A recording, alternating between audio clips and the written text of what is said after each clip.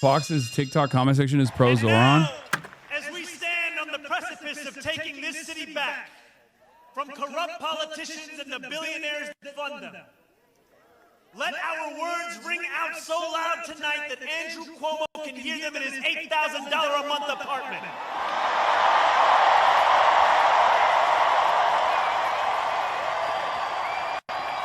Let them ring so loud so that he can hear us even if he's in Westchester this evening. Let them ring so loud that his puppet master in the White House hears us.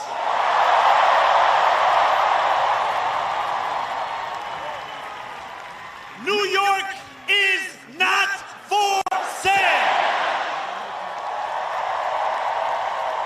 And now, as we stand... So that was posted on the Fox News TikTok. Now let's look at the comments on Fox News TikTok. Fox posted this like it's supposed to make me stop liking him. Can we change the rules so we can run for president, please? I'm so jealous of New York right now. Fox posting is the rage bait Cuomo. Free New York from AIPAC. Look at the people behind him. All Muslims. We are in trouble. The name is Mamdani. His decency brought back enthusiasm to the elections. One comment that's negative and weirdly suspecting that the Sikh people behind him are Muslim, you know, racialized Islamophobia as always. And then the rest are like, can he be president, please? Zohran's team also came out with a Fox News ad, and I think that's pretty brilliant. My radical, in air quotes, agenda. Let's take a look at that. He is a communist. Hey, I'm the actual Zohran Mamdani, not the guy they talk about on this channel. My radical agenda? Turn the page on the billionaire-backed politics of Andrew Cuomo. Make the city affordable, tackle government waste, keep New York safe, and deliver on our promises with universal childcare, rent that you can afford, and a property tax system that actually makes sense. So don't be fooled by the noise. This is who I am, and you're who I'm fighting for. Paid for by Zohran for NYC. He also has a decent amount of money as well.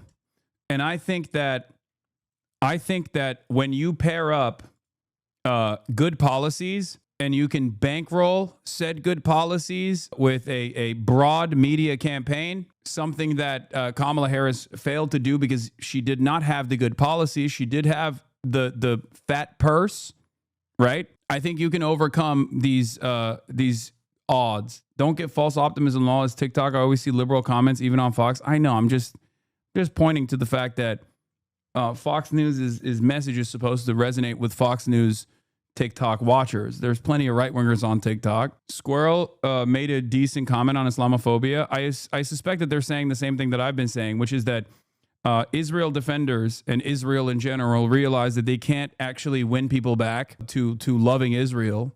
But what they can do is disparage Muslims. They can really tweak the dial on Islamophobia and therefore make people fearful of Muslims and then make it seem as though, you know, Israel is fighting against Muslims. Like, I don't really like Israel, but I guess they're fighting Muslims and I hate Muslims. That's it. Elon Musk has recently turned on the Zionism dial on the algorithm to the max for his daddy Netanyahu. This post was immediately targeted by Zionist Israeli boss and troll farms, and they've been posting the same script nonstop since. It's instructive to look at what they all say. Two main repeating lines, aside from the typical classic Hasbro bullshit about how Palestinians are intrinsically violent and subhuman, is the obsessive focus on immigration and Muslims. That's the new strategy. We're going to do a War on Terror 2.0 Hasbro operation in the U.S. and West and just ramp up the most insane, deranged, Islamophobic, racist bile imaginable. That will make them forget about our genocidal mass slaughter and of Palestinian babies, toddlers, children, girls, boys, and women. Creating huge, vast, fake AI-run accounts that mimic real people, preferably women and minorities, so we can pretend we have deep organic support among broad swaths of the population, and then give them all the same script to repeat everywhere on Twitter, Instagram, Facebook, YouTube, and of course TikTok that they now directly own. OMG, Muslim Islamic invasion. OMG, Muslims. OMG, invasion by Browns. The jihadi Browns Muslims are invading you. Oh my God. Oh my God. There has never been more disgusting, depraved, shameless creature than the genocidal Zionist. Former U.S. envoy to combat anti-Semitism, Eli Kohanim, says, never forget, early voting begins today. Vote Andrew Cuomo and save our city. I mean, this is insane, right? Anyone flippantly posting images like this for clout is a ghoul. Everyone I know lost someone that day. I still have nightmares about what I saw. Nearly 50,000 first responders and others now suffer from 9/11 linked cancers. Our pain isn't your cannon fodder because only Zohran Mamdani has the right to evoke 9/11. You know, his aunt got mean looks on the subway.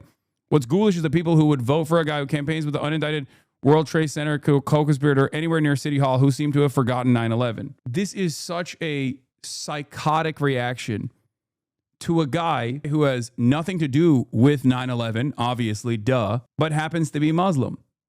He was an 8-year-old Muslim boy in New York when 9/11 happened. He too also suffered the trauma, as many New Yorkers did. It's insane that they would turn around and make it seem as though he is responsible for 9/11 or will do another 9/11. How is this not political suicide? Because you can get away with being as shitty as you want to Muslims in general. I know you meant this to be racist against Mamdani, but this most likely reads like vote Cuomo or else we'll do another 9/11. Matt Lieb. Boomers still want to hold on to 9/11 like Gen Z and the younger generation don't give a fuck about it at all. It happened 24 years ago. It's like them wanting us to cry over the Titanic. But that's besides the point because boomers still are a viable voting bloc. You and Zohran were 10 on 9/11, not 8. Okay, my bad. 10. 10 years old, okay? Jesus Christ. What difference does it make? Oh, 10, that changes everything. Okay. What's also making me go crazy is that Zohran has said nothing even remotely anti-Semitic, nothing that you can even remotely call into question as being anti-Semitic. And yet they keep saying he's anti-Semitic because he's Muslim and also anti-Zionist. All right. Meanwhile, Andrew Cuomo is unimaginably racist, unimaginably Islamophobic. And yet no one turns around and goes, hey, man, what the f are you doing? No one calls into question that the city with the largest number of Muslim voters, right? And the guy running for mayor is directly calling harm upon 1 out of every 8 New Yorkers who happen to be Muslim. Zohran hasn't said anything anti-Semitic, and yet they write a million think pieces about how him being, brown is very scary for the Jews in New York, even though the Jews in New York are basically 50-50 split down the line with 2/3 under the age of 35 voting for Zohran, right? It is utter lunacy, man. It is utter lunacy. I hate it. Anyway, let's look at Morning Joe. Morning Joe has fallen. Joe Scarborough bends the knee to Mamdani. Mamdani, there I did it right, and they've been Bernie Sanders. And what do they have in common? They have a populist message, and yes, people are going to say, oh, they're socialists, they're socialists, they're socialists. Yeah, they said that about Barack Obama, too, and he kicked Republicans' ass twice.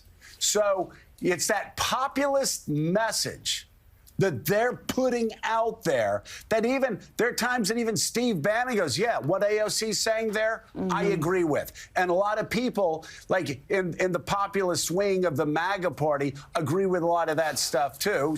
Same thing with Lisa Khan and what she was doing about breaking up monopolies. There is a lane for populist. How'd you f up Lena Khan's name?